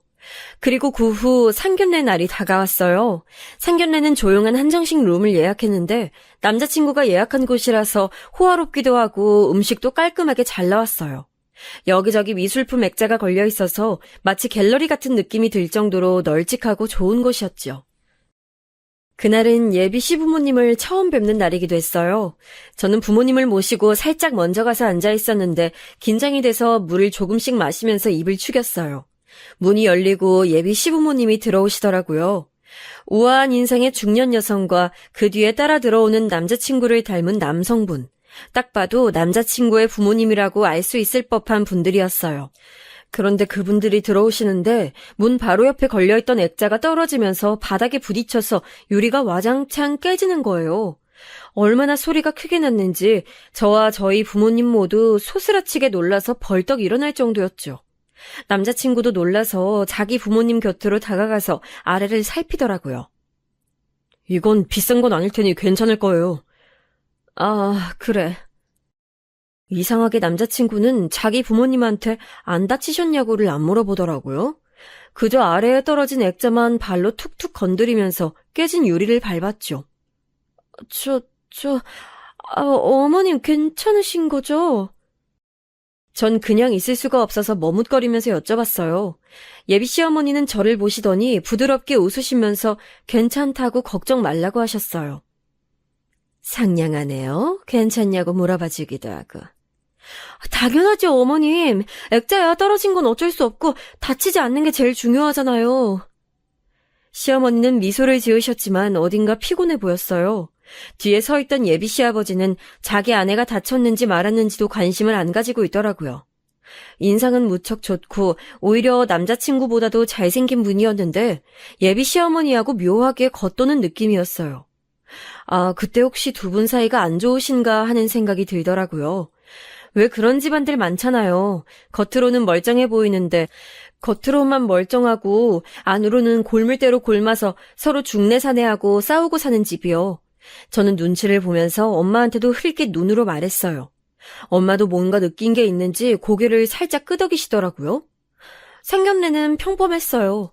예비 시어머니는 전반적으로 저희 집에 호의적으로 말씀하셨고 무엇보다 아들이 결혼한다는 사실에 굉장히 기뻐하시는 것 같더라고요. 우리 며느리 될 아이한테 오빠가 있다고 들었는데 오늘 그분은... 아, 그 애는 정신과 의사인데 지금 해외 대학에 임시로 나가 있어요. 아마 올해 내로 들어오긴 할 텐데 결혼식에 맞출 수 있을지는 잘 모르겠네요. 안 된다고 해도 들어오라고 해야죠. 아들이 사부인 말을 잘 듣나 보네요. 그럼요. 안 들으면 제가 가만두나요. 좋으시겠어요. 저희 아들은 정말 말 안 듣는데. 아유, 이서방이야 말을 듣고 말고 할 게 뭐 있을까요? 저렇게 훌륭한 청년인데요. 엄마가 진심을 담아서 그렇게 말씀하시는데 시어머니의 얼굴이 묘하게 어두웠어요. 곁에 앉은 예비 시아버지는 저희한테 별 관심도 없으신 것 같고 남자친구는 그저 웃기만 하고 있었고요. 전 아무리 생각해도 이 가족들 사이에 감도는 분위기가 좀 이상하더라고요. 가뜩이나 예비 시부모님이 들어오실 때 액자가 떨어진 게 너무 마음에 걸리는데 이렇게 가족끼리 분위기가 이상하니 더 기분이 좋지 않았어요. 하지만 그렇다고 해서 정말 딱 안 좋은 뭔가가 있진 않아서 트집을 잡기도 어려웠어요. 오늘 만나뵈니 사부인도 사돈 어른도 다 좋은 분 같아서 우리 아이 마음 놓고 시집 보낼 수 있겠어요? 별 말씀을요. 저희 아들도 잘 부탁드립니다. 상견례는 그렇게 아주 부드럽게 잘 끝났어요. 예비 시어머니가 병원 부원장인데다가 남자친구가 유명 로펌 변호사인데도 다른 예단이나 혼수에게는 조금도 하지 않으시는 게 무척 의외긴 했지요. 왜 보통은 집안끼리 차이가 나거나 결혼 당사자끼리 차이가 나면 혼수와 예물을 많이 요구하기도 하잖아요. 집안도 그렇거니와 저와 남자친구도 많이 차이가 났거든요. 저는 미대 졸업 후에 놀고 있는 처지였고 남자친구는 로펌 변호사였고 그런데 시부모님은 이상할 정도로 그런 얘기는 조금도 꺼내지 않으셔서 전 나중에 말씀하시려나 싶었어요. 저희 부모님도 어느 정도 각오는 하고 있다고 말씀하기도 하셨거든요. 그리고 아빠가 운전하시는 차에 타서 돌아가는 길에 엄마가 말을 꺼냈어요. 좋은 분들인 것 같은데, 조금 이상한 느낌 들지 않았어요, 엄마? 그래, 뭔가 딱 짚진 못하겠는데 묘하네. 두 분 사이가 그리 좋진 않으신 것 같지? 그리고 하여튼 뭔가 위화감이 느껴지네. 그래, 게다가 하필이면 그 양반들 들어올 때 액자까지 깨져가지고 더 기분이 이상하네. 하필 말이야. 엄마가 중얼거리셨어요. 아빠는 대화에 끼지 않고 묵묵부답이셨는데 원래도 말수가 적은 분이라서 그러려니 했죠. 그런데 횡단보도에 신호를 받아 멈춰 서 있던 때 순간 차가 들이받쳤어요. 꽤나 세게 들이받쳐서 엄마와 저 아빠까지 모두 억소리를 내면서 앞으로 몸이 쏠렸죠. 쾅 소리가 나면서 차가 앞으로 확 밀려나갈 정도였으니까요. 다행히도 횡단보도에 지나가는 사람이 없었으니 망정이지 아니었다면 사람이 치여서 다칠 수도 있는 상황이었어요. 상당히 심하게 받쳤기 때문에 저희는 한참이나 정신을 못 차리고 뒷목을 주물렀어요. 아빠가 제일 먼저 정신을 차리시고서 바깥으로 나와봤더니 차 뒤가 엄청나게 찌그러졌다고 하시더라고요. 아빠는 그 자리에 서서 보험사와 경찰을 불렀고 덕분에 집으로 돌아가는 길은 한참이나 지체가 됐어요. 뒷차 운전자가 졸음운전을 해서 서 있는 우리 차에 대고 그냥 갖다 박은 거라 우리 과실은 아예 없었다는 게 그나마 다행이긴 했죠. 덕분에 저희는 때 아닌 병원 신세를 졌어요. 엄마 허리가 원래도 안 좋으셨는데 차가 받치는 바람에 더 안 좋아졌고 저도 목이 아프더라고요. 다음날 병원에 가서 나란히 물리치료를 받는데 좀 어처구니가 없었어요.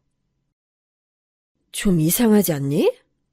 엄마가 조용히 침묵하다가 꺼낸 말이 딱 제 심정을 대변하더라고요. 그렇지, 엄마. 엄마는 한숨을 푹 쉬셨어요. 예비 시부모가 들어오는데 액자가 떨어져 깨지질 않나. 돌아오는 길에 우리 잘못은 하나도 없이 차 사고가 나질 않나. 예. 엄만 좀 이상하다, 정말. 좀 불안한 건 사실이야. 너 결혼 조금만 미루자. 미루라고? 그래. 우리 다친 거 핑계 삼아서 좀 연기해.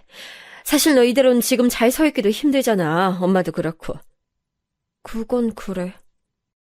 사실 결혼식 때까지 기다리면 당연히 나을 정도의 몸 상태였지만 결혼식을 연기할 핑계가 되기에도 충분한 건 사실이었어요. 제가 남자친구한테 전화해서 그 말을 하니까 남자친구가 깊이 한숨을 쉬더라고요. 하필 결혼 전에 이런 일이 생기네. 나만 그런 게 아니라 우리 엄마도 많이 다쳐서 나보다 엄마가 더 많이 다쳤어요. 조금 기다려보고 몸 나아지는 거 봐서 미루자. 아직 시간 있으니까. 하지만 기다려보자고. 남자친구는 딱 잘라서 기다리자고 했어요. 전 그때도 이미 남자친구와 시댁에 대해서 좀 민감해져 있어서 그 말투가 신경질적이고 날카로운 것 같다고 느꼈죠. 사실 생각해보면 남자친구는 약속을 어기거나 원래의 계획이 틀어지는 걸 극도로 싫어했어요. 초반에 제가 데이트에 10분 정도 늦은 적이 있었는데 그때 남자친구가 아주 마땅찮은 표정으로 있다가 얼마 데이트를 하지도 않고 곧장 돌아가 버렸기에 제가 그 후로는 절대 시간에 늦지 않아서 별다른 트러블이 없었던 것뿐이었죠. 지금 생각하니 그것조차도 뭔가 이상하게 느껴졌어요. 사실 사람이 약속 틀어지는 거 싫어할 수는 있는데 하나가 이상하게 여겨지니 다른 것도 다 연쇄적으로 그렇게 느껴졌던 거예요.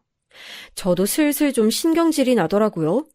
물론 남자친구도 남자친구의 집안도 모두 저희 쪽보다 좋았지만 그렇다고 제가 무조건 숙이고 들어가야 하냐면 그건 또 아니잖아요.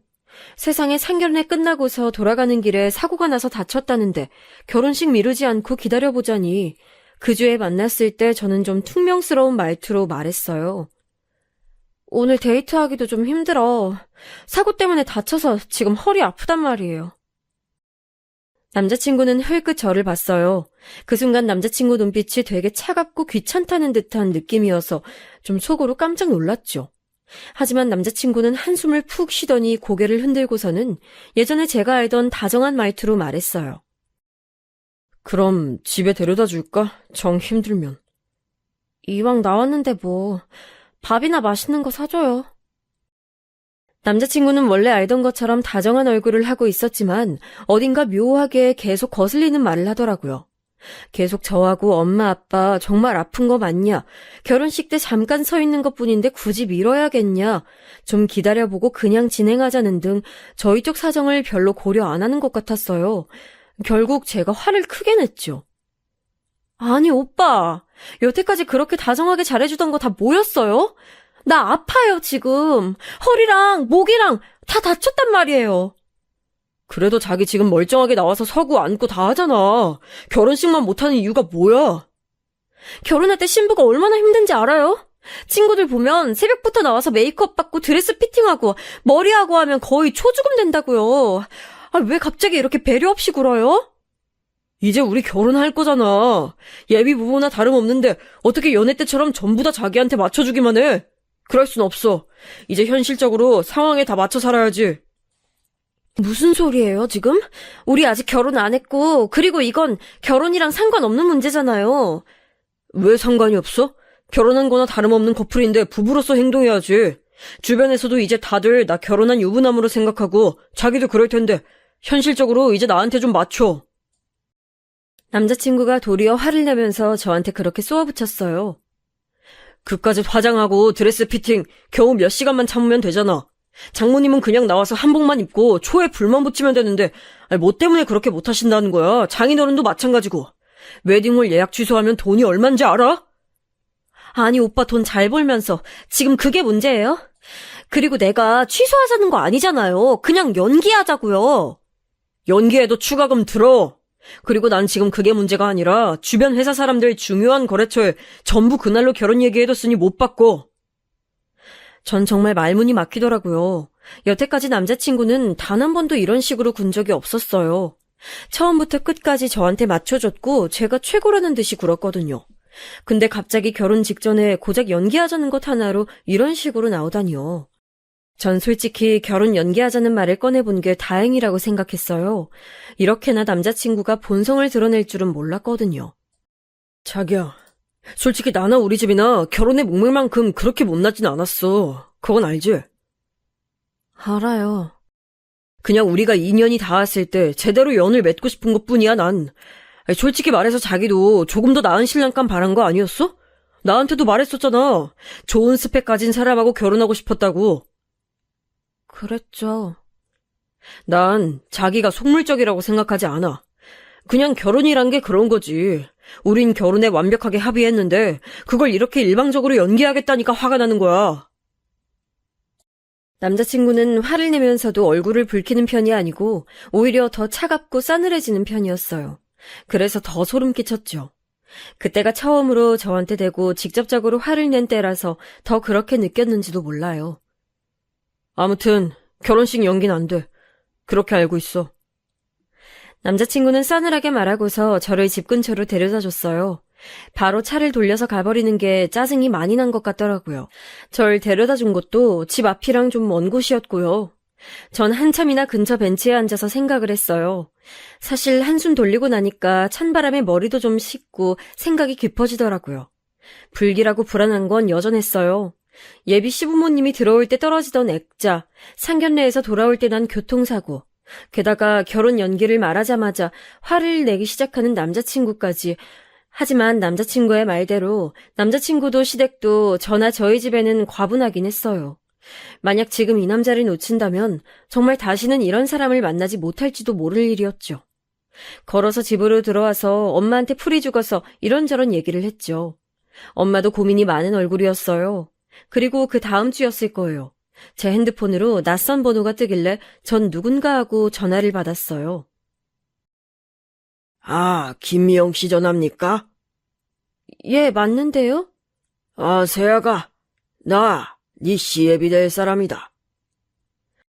거침없는 목소리가 들려왔죠. 전 너무 놀라서 눈을 껌뻑거리다가 황급히 인사를 했어요. 시아버지는 저한테 할 얘기가 있다면서 나오라고 하셨고 전 어버버하다가 나가겠다고 하고선 전화를 끊었어요. 시아버지가 저를 불러낸 곳은 집 근처의 카페였어요. 전 당황해서 뛰쳐나온 터라 옷차림도 엉망이었는데 시아버지는 깔끔한 정장을 입고 있었죠. 마치 영화에서 나온 것처럼 근사한 중년 남성으로 보였어요. 아버님, 어떻게 여기까지 오셨어요?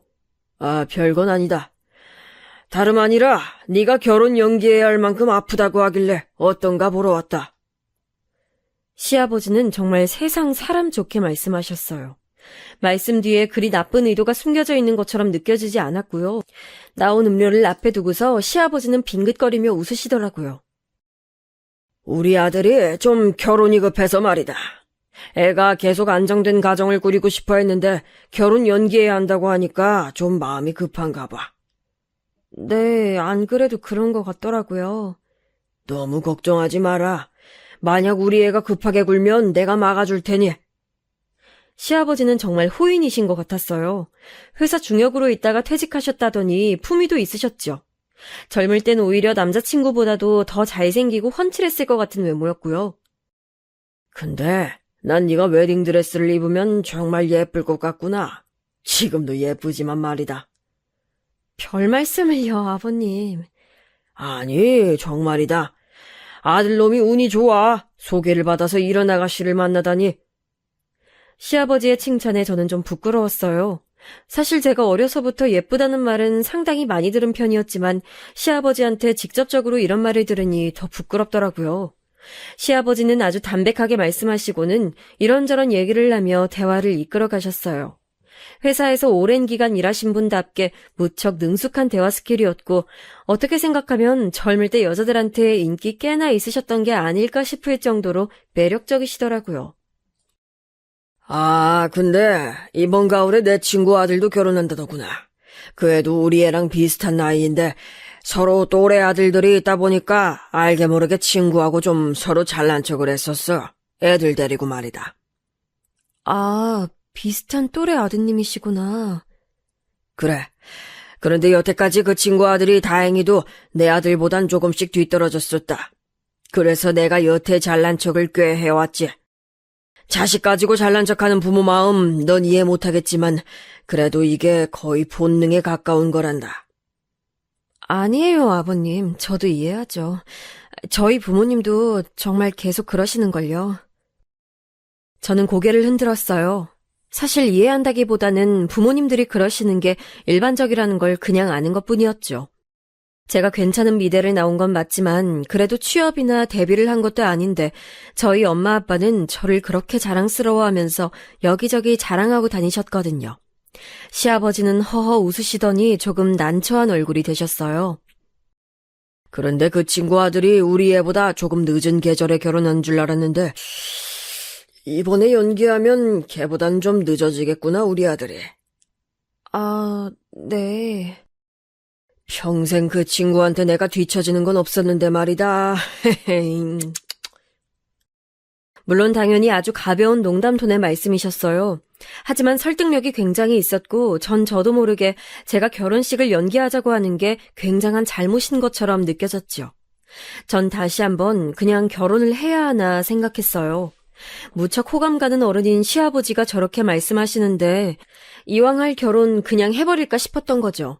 다시 고민이 되길래 저는 시아버지께 제가 다시 한번 몸 상태를 보고 말씀드리겠다고 걱정하지 마시라고 했어요. 그랬더니 시아버지는 너무 무리하지 말라며 다정하게 걱정하시고는 돌아가셨어요. 차를 운전해 오셨기 때문에 떠나시는 걸 배웅하고 전 집까지 걸어서 돌아갔죠. 거의 이왕 할 결혼 그냥 하자는 쪽으로 마음이 기울어지고 있었어요. 그런데 집으로 가는 길목에서 코너를 도는데 예상치 않게 자전거가 와서 부딪혔어요. 다행히도 세게 달리던 자전거가 아니라서 크게 다치진 않았지만 전 발목을 접지르면서 넘어졌죠. 아주 심하게 접지른 건 아니었어요.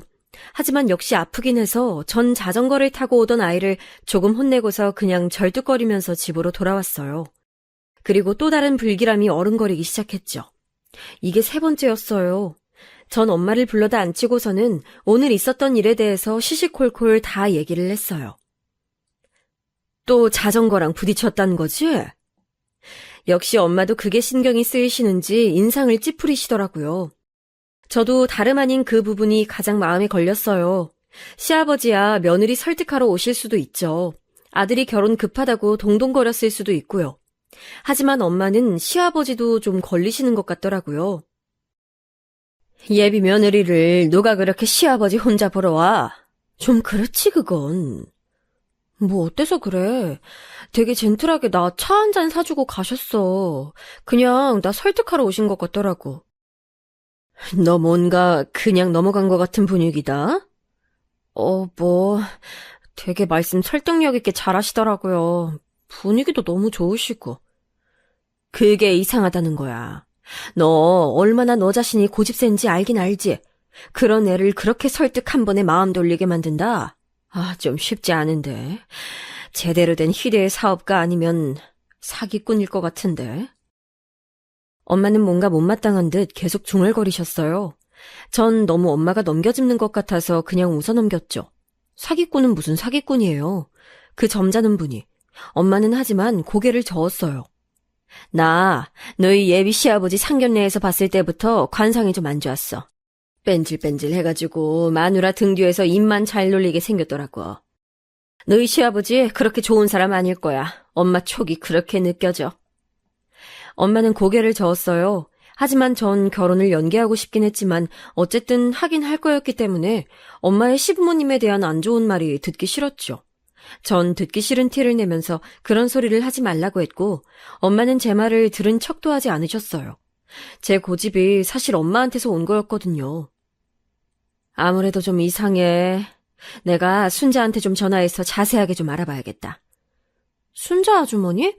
하지만 아주머니도 잘 모르신다며. 건너 소개받은 거라. 그래도 한번 물어봐야지 자세히. 내가 스펙 좋은 거랑 집안 좋은 거 때문에 정신이 팔려서 제대로 물어보지도 않았다. 그런 걸 뭐 물어봐. 어차피 결혼할 건데. 아니야, 이건 엄만 잘 모르겠네. 그러고서 엄마는 곧장 순자 아주머니한테 전화를 했어요. 제 앞에서 전화하는 거라 제가 엄마 말을 다 들을 수가 있었어요. 여보세요? 순자니? 그래, 잘 돼가고 있어. 근데, 우리 딸내미 결혼하는 그 집안 말이야. 그래, 그 이씨 집안. 시어머니 될 자리가 그 병원 부원장인. 혹시 그 집안에 대해서 더 아는 거 없어? 그럼 누구한테서 소개받은 거라고 했지? 그래, 고향 친구 희영이. 그래. 걔도 또 부탁받은 거라고? 한참이나 얘기가 길어졌어요. 원래 순자 아주머니는 우리 엄마하고 같은 고향 출신인데 엄마는 고향에서 빨리 떠나왔고 순자 아주머니는 계속 오가면서 살고 계셨죠. 그래서 순자 아주머니가 말하는 그 친구를 엄마도 아시는 것 같았어요. 걔가 그러니까 박명희? 걔가? 순간 엄마가 좀 놀라시더라고요. 엄마는 잠시 가만히 있다가 알겠다고 말씀하시고서는 끊었어요. 왜 엄마? 맨 처음에 말 꺼낸 게 박명희라는 고향 친구라는데 걔가 너희 외가에서 식모살이 하던 애거든. 식모? 그래, 엄마 어릴 때까지만 해도 시골엔 식모가 있었어. 근데 우리 집에서 물건 훔쳤다가 너희 외할아버지한테 호되게 혼나고서 집으로 돌아갔었거든. 어머... 걔가 왜 이 집을 우리 집에 소개해주라고 했지?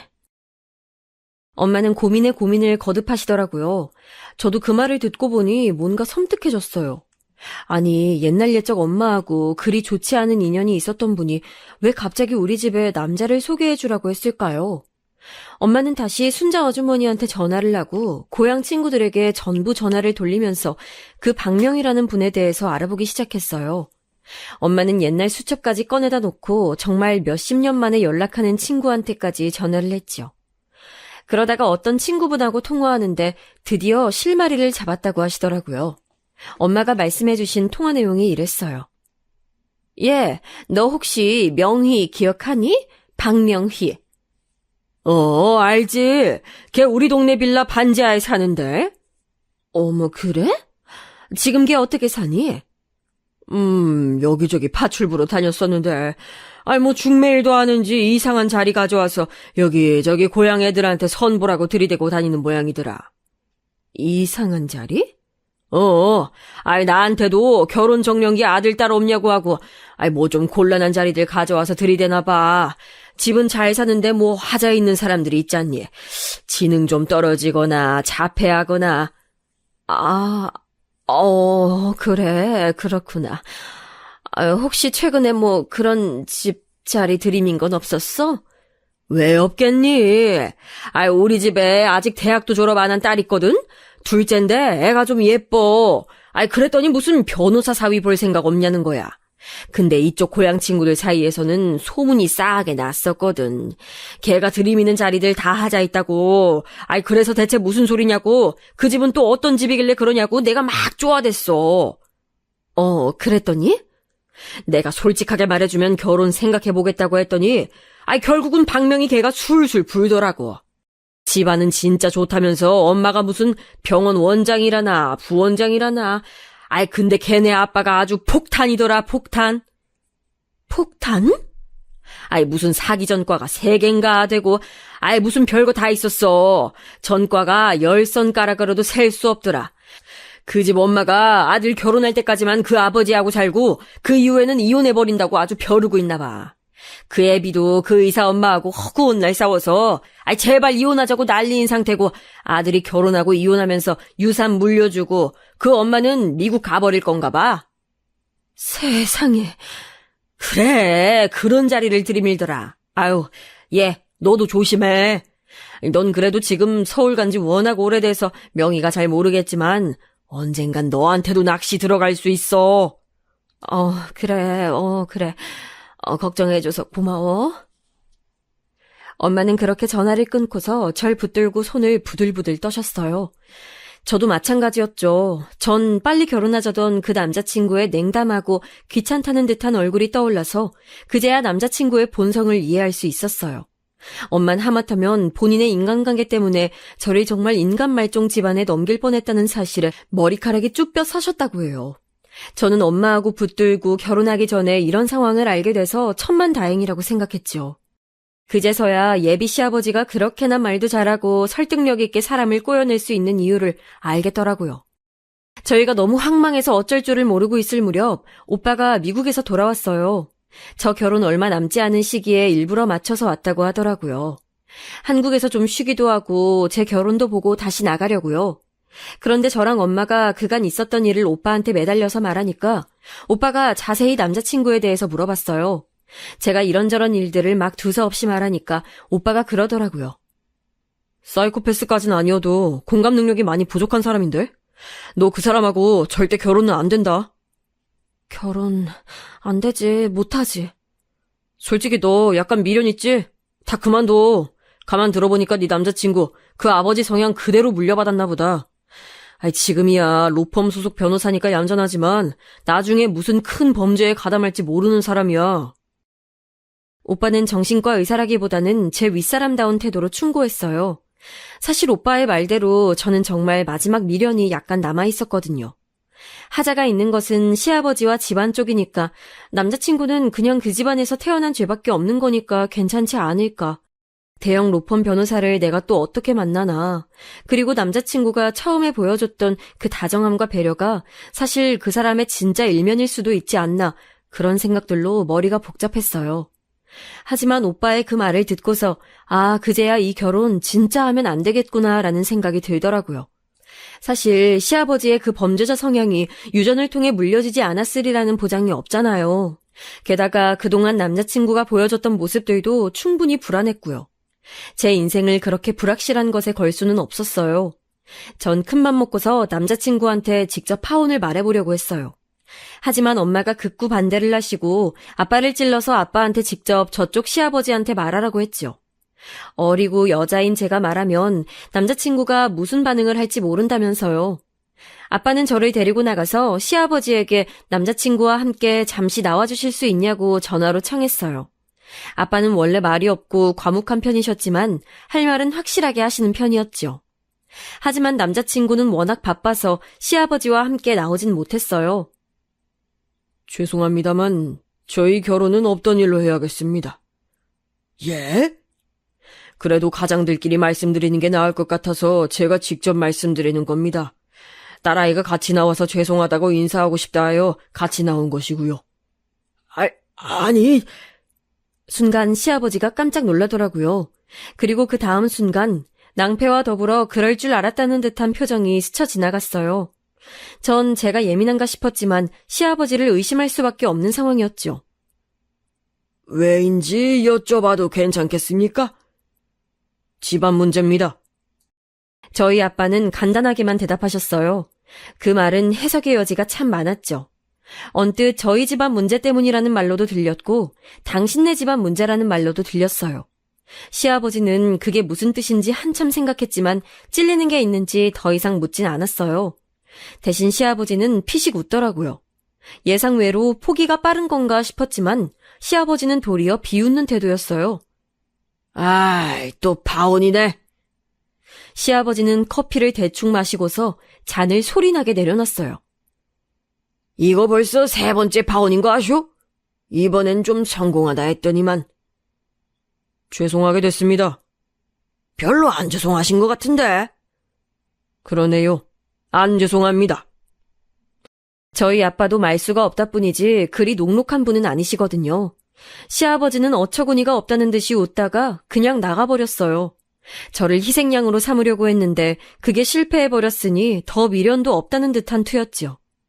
그리고 다음 날 밤 늦게 갑자기 남자친구한테서 전화가 왔어요.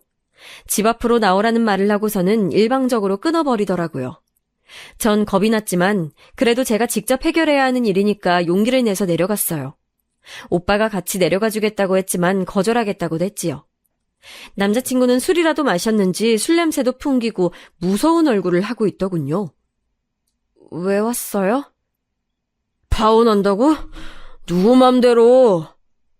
내 맘이야. 너 나한테 미안하지도 않냐? 미안하다니. 내가 왜요? 일방적으로 파혼하는 게 맞는 거야, 이렇게? 아버님, 전과가 화려하시던데요. 남자친구는 이를 갈았지만 곧 벌컥 화를 내며 소리를 질렀어요. 그게 나랑 무슨 상관이야! 전 무서웠지만 그래도 해야 할 말은 해야겠어서 동시에 목소리를 높였죠. 왜 상관이 없어요. 기가 막히게 초반에 나 속여먹었던 거. 그거 다 아버님 닮아서 그런 거잖아요. 그런 사람하고 나 평생 같이 못 살아요. 스펙 좋은 것만 따지던 속물 같은 계집애 주제에 말이 많아! 남자친구가 손을 들었지만 곧 중간에 누군가 끼어들어서 그를 밀쳐버렸어요. 남자친구가 주춤거리면서 밀려나다가 이를 갈았죠. 넌 또 뭐야? 얘 오빠. 오빠가 뒤에 따라 나와서 저를 지켜보고 있다가 끼어든 거였어요. 오빠는 험악한 남자친구의 표정을 보고 뭔가 오해를 막겠다는 투로 급하게 덧붙이더군요. 친오빠. 뭐 사실 저로서도 남매인데 썸씽 있는 사이로 오해받는 건 별로니까요. 전 그보다 절 때리려고 했던 전 남자친구의 행동에 충격을 받았어요.